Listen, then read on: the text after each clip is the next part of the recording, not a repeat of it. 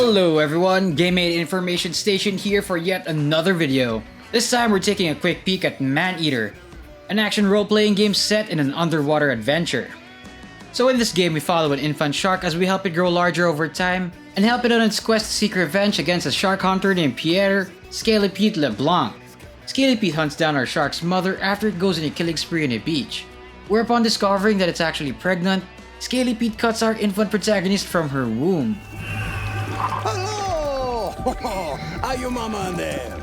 So in MANEATER, we help our shark grow as we hunt down fish, reptiles, mammals, humans, and other predators so it can grow big enough to face off against Scaly Pete once again.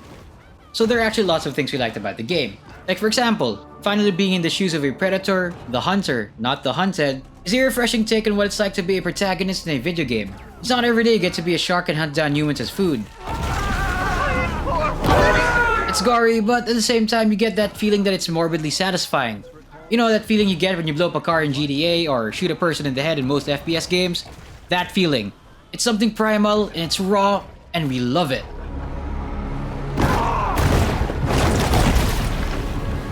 It's also kind of challenging to make an underwater game because of the risk of programming wonky underwater controls. But you don't get that feeling in MANEATER. The controls and gameplay are smooth and intuitive. It comes naturally to the players and it's easy to pick up even for beginners. Another cool thing is that players can feel the drag of water as you swim through the vast open seas. There's also this really fun factor of the game having a narrator. A shark fin is a sinister reminder to humans that the ocean remains a wild and untamed domain.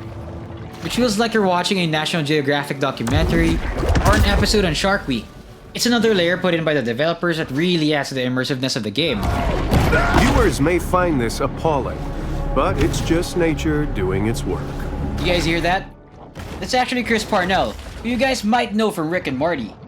Another huge factor why we think the game is really fun is because of the sound design. And inside me hear the crisp soundbite of gnawing and gnashing of bone and flesh of the shark's teeth every time it feeds on its prey. So satisfying!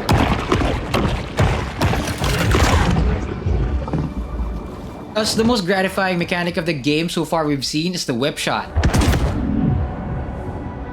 Where you hold on a prey in your mouth and choose a target and use that prey as a projectile. It's as crazy as it sounds. The art style and the details of the land and underwater creatures could use a bit more polishing, but we can see that it's not exactly the game's priority.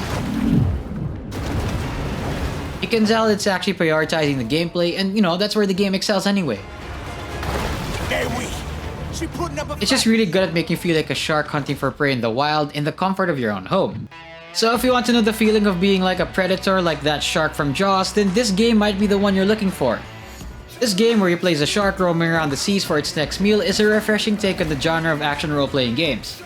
For us here at GameMate, it's a breath of fresh air being a shark hunting and gnawing prey in the open seas, especially coming from the overload of playing as vanilla humans in an oversaturated FPS game.